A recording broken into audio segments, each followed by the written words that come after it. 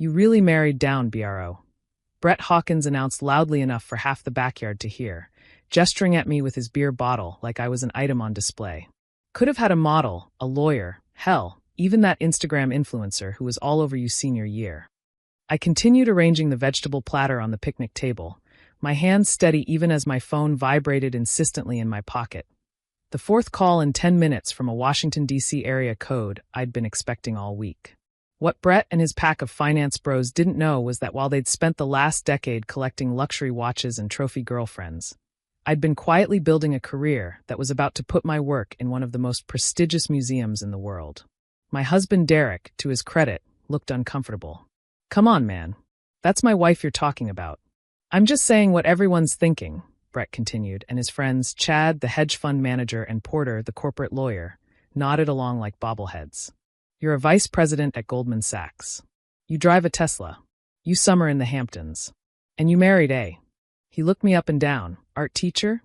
Art teacher came out of his mouth like it was synonymous with unemployed. I think Isabel's great, Porter's girlfriend Kendall offered weakly, but she was drowned out by Chad's laugh. Don't get me wrong, she seems nice, Chad said, helping himself to the guacamole I'd made from scratch. But Derek could have had someone more on his level. Someone who, contributes. My phone rang again. I pulled it out and saw the name. Dr. Amanda Voss, Chief Curator, Smithsonian American Art Museum. My heart rate spiked, but I kept my expression neutral. Excuse me, I said quietly. I need to take this. See, even her phone calls are more important than us, Brett stage whispered as I walked toward the house. I answered as I stepped through the sliding glass door into Derek's pristine kitchen. The one I'd designed, actually, during the renovation last year. Dr. Voss, hello. I'm so sorry, I was just... Isabel, thank goodness. Her voice was warm but urgent. I've been trying to reach you for hours. The board just gave final approval. We want your installation Invisible Labor as the centerpiece of our new Contemporary Voices exhibition. Opening in 6 weeks. Can you do it? My installation. The Smithsonian. Centerpiece. Yes, I heard myself say. Yes, absolutely. Wonderful. It's a 3-year commission, rotating pieces each year. The compensation is $750,000 plus materials budget, and of course you'll retain all reproduction rights. Can you come to DC next week to finalize the contract and start planning the installation? $750,000. For art Brett Hawkins thought was a hobby. Next week works perfectly, I said, my voice surprisingly steady. Excellent. My assistant will email you the details. Oh, and Isabel? This is going to be extraordinary. Your work speaks to something essential about women's contributions that society consistently overlooks. The board was unanimous. After we hung up, I stood in the kitchen for a moment, letting it sink in. 3 years I'd been working on this series, sculptures and mixed media pieces exploring the invisible work women do, the emotional labor, the domestic management, the social coordination that makes everything run but goes unrecognized and uncompensated. I'd created it late at night after my art teacher job, in the studio Derek had helped me set up in our garage. He believed in my work even when I doubted it myself. And now the Smithsonian, the actual Smithsonian, wanted it. Through the window, I could see Brett gesticulating wildly, probably detailing all the ways Derek had settled. Derek looked miserable, trapped between defending me and not wanting to cause a scene at his own barbecue. I took a breath and walked back outside. Everything okay? Derek asked immediately, reading something in my expression. Everything's fine. That was Dr. Amanda Voss from the Smithsonian American Art Museum. The conversation died. Everyone turned to look at me. The Smithsonian? Kendall asked. Like the actual Smithsonian in Washington? That's the one, I said, helping myself to a glass of wine. They're commissioning a 3-year installation. My work is going to be the centerpiece of their new Contemporary Voices exhibition. Brett laughed uncertainly. Wait, what? You're putting art in a museum? Not just any museum, Derek said, and I heard the pride creeping into his voice. The Smithsonian is one of the most prestigious institutions in the world. It's really not a big deal, I started, but Derek cut me off. Stop, he said firmly. It's a huge deal. Tell them about the piece.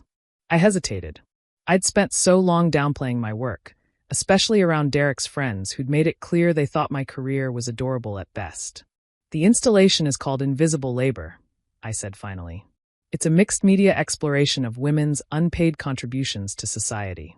The domestic work, emotional management, social coordination, all the things that make the world function but remain unseen and unvalued. So like feminist art? Chad said, his tone suggesting this was somehow worse than being an art teacher.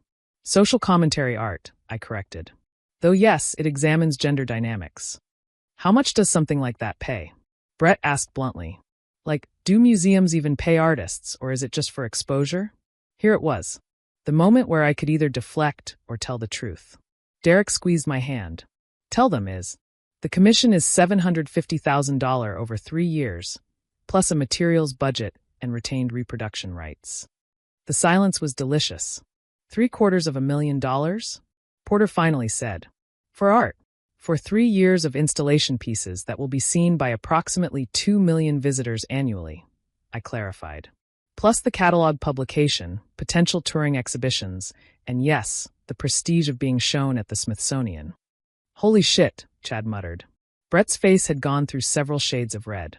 Well, I mean, that's great and all, but it's not like it's steady income. What happens after 3 years? After 3 years, I'll have a Smithsonian show on my resume, which opens doors to galleries, private commissions, teaching positions at top art schools, and other museum opportunities, I said patiently. This is how art careers work. How long have you been working on this? Kendall asked, genuinely curious now. 3 years. I teach high school art during the day. I emphasized the job title Brett had sneered at, and I create in my studio at night and on weekends. So while we thought you were just, making crafts, Porter said slowly, I was building a career. I had a piece in the Whitney Biennial 2 years ago. I've shown at Art Basel, Miami. I have representation at 3 galleries in New York, Los Angeles, and Chicago. I took a sip of wine. Teaching high school is actually what inspired Invisible Labor. Watching female teachers do the emotional work of managing classrooms, coordinating with parents, mentoring struggling students, all while being paid less than football coaches. Derek's smile was growing wider with each word I spoke. Why didn't you ever mention any of this? Brett asked, and for the first time, he sounded uncertain rather than smug. You never asked, I said simply. Every time we've been together socially, the conversation has been about your jobs, your bonuses, your deals. Whenever Derek tried to bring up my work, someone changed the subject or made a joke about art teachers. That's not true, Chad protested weakly. Last 4th of July, I mentioned I had a piece at Art Basel. Brett said, That's cute, but when are you going to get a real job? I looked at him. Remember that? His face said he did. And at Derek's birthday dinner, I mentioned I'd been interviewed for Art in America magazine. Porter asked if I'd at least gotten free drinks out of it. Porter had the grace to look ashamed. The Christmas party, Derek added, his voice tight with controlled anger I'd never heard before. Isabel told you she'd sold a piece for $85,000. Chad asked if we were going to use the money to finally redecorate this place to look less bohemian. I may have been thinking about that when I designed the renovation, I admitted. The bohemian kitchen that Chad insulted? I designed that. I also designed Porter's home office after Kendall mentioned he needed help. For free, by the way, because we're supposedly friends. That office is amazing, Kendall said. Everyone who sees it asks who did it. I did, while apparently being dead weight on Derek's prestigious life. Brett set down his beer. Look, I think there's been a misunderstanding. No misunderstanding, Derek interrupted, and his voice was cold in a way I'd never heard. You've spent years making my wife feel like she wasn't good enough. Like she was some kind of charity case I took pity on. All because she didn't fit your narrow definition of success. We were just joking around, Chad tried. Were you? Because it never felt like a joke. It felt like bullying. Derek stood up. Isabel is the most talented, hardworking person I know. She teaches full-time, manages our entire household, coordinates all our social obligations, and still finds time to create art that's literally museum-worthy. Meanwhile, you 3 spend your bonuses on watches and cars and talk about how hard you work. Derek, I said softly, touching his arm. No, I should have said this years ago. He looked at his friends, former friends maybe. You know what Isabel did this morning before you all showed up? She got up at 5 a.m. to finish a painting. Then she went to the farmer's market to get fresh ingredients for this barbecue you're all enjoying. Then she came home and spent 3 hours cooking while I played golf with you guys. And somehow, she's the one who married down. Brett, Chad, and Porter looked like they wanted to melt into the deck. I married up, Derek continued. Way up. I married someone who makes the world more beautiful, who inspires teenagers to think creatively, who manages to be kind even when people are casually cruel to her. The fact that it took the Smithsonian calling for you to see her value says a lot more about you than it does about her. Derek, it's okay, I said, squeezing his hand. It's not okay. It's never been okay. He turned to me. I'm sorry I didn't shut this down sooner. I thought if I just kept defending you quietly, they'd come around. But they didn't deserve your patience. You were defending me? Every time they made a comment, I'd push back. They'd just laugh it off or change the subject. He looked back at his friends. I think you all should probably leave. Come on, man, Brett said. Don't blow up a friendship over my wife. The person I chose to spend my life with. Derek's laugh was bitter. Yeah, actually I will. Because if you can't respect her, you don't respect me either. They left quickly after that, mumbling awkward apologies that felt more about saving face than genuine remorse. Kendall lingered to hug me.